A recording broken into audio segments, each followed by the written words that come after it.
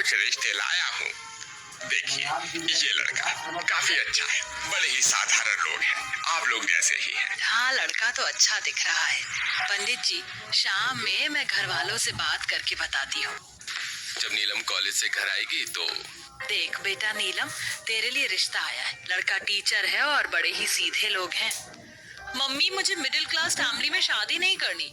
भले ही गरीबी में पैदा हुई हूँ, लेकिन ऊंची उड़ान देखने के सपने तो मेरे भी हैं। लेकिन तेरी हरकतें नहीं है नालायक। आउच! कान छोड़ो मम्मी। देखो, आपकी बेटी सुंदर है, पढ़ी लिखी है, समझदार है, एक अमीर खानदान की बहू बनने के लिए परफेक्ट है। बताओ क्या कमी है? बचपन से तो बस किताबों में ध्यान रहा। जब खाना बनाने की उम्र हुई तो सारा दिन ये नॉवेल्स और सहेलियों में बिजी रहती है। चेहरा कितना भी चमकीला हो, हाथ में स्वाद ना हो तो कोई नहीं पूछता। चल मेरे साथ किचन में हाथ बटा। और जानकी नीलम को किचन में खींच कर ले जाती है। नीलम एक मिडिल क्लास फैमिली में पढ़ी थी। हमेशा से ही पढ़ाई लिखाई में होशियार नीलम ने कभी घर का कोई काम नहीं किया था। अब जानकी जी नीलम को कितना भी सिखाए, नीलम का ध्यान कभी रसोई में लगता ही नहीं था। एक दिन देख रहे हो जी इस 24 साल की गधी को? गधे जितनी अकल भी नहीं है, अभी तक सोकर नहीं उठी। मुझे तो चिंता होती है, शादी की उम्र हो गई है इसकी, ससुराल जाएगी तो नाक कटवाएगी। तो तुम सिखाओ ना उसे, किसने रोका है? ठीक है, फिर जब आपकी बेटी रोकर आपके पास आएगी तो उसकी साइड मत लेना। और फिर क्या, सुबह ही जानकी जी नीलम के कमरे में जाकर उसे जगाकर जबरन रसोई में ले आती हैं।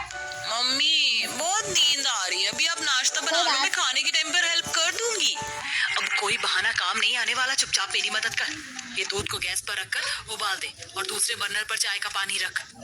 नीलम दूध को पतीले में रखकर गैस चालू करना ही भूल जाती है। मम्मी देखो ना, 10 मिनट से वेट कर रही हूँ, अभी तक दूध में उबाल नहीं आया। बुद्धू, गैस कौन चालू करेगा? बिना गैस चालू किए ही दूध गर्म हो जाएगा क्या? जानकी जी गैस चालू करके नाश्ता बनाने की तैयारी करने लगती है और नीलम दूध गर्म करते हुए खड़े खड़े ही सो जाती है और पूरा दूध उबलकर बह जाता है। हाय दैया, इस लड़की से एक काम ढंग से नहीं होता, पूरा 1 लीटर दूध बर्बाद हो गया। माफ करना मम्मी, नींद आ गई थी। और तुझे किचन में आता ही क्या है?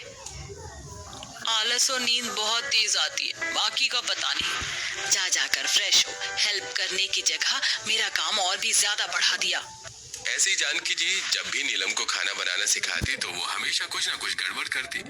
जानकी जी नीलम को आटा लगाने कहती तो वो इतना पानी डाल देती कि आटे की लपसी बन जाती और कढ़ी को इतनी गाढ़ी कर देती कि वो जम ही जाती।